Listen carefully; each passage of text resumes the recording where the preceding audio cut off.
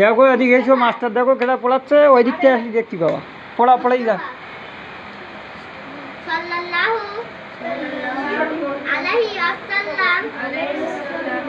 আল্লাহর পক্ষ থেকে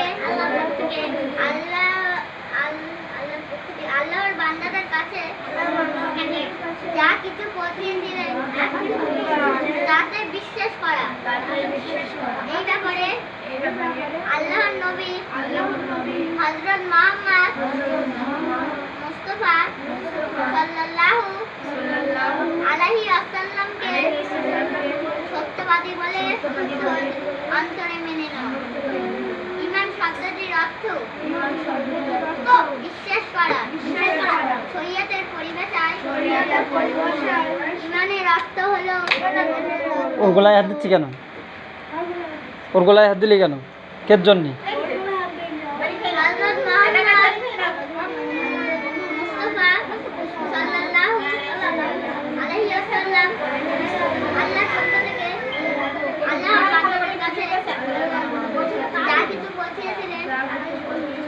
আম্বিয়ার মেয়ে।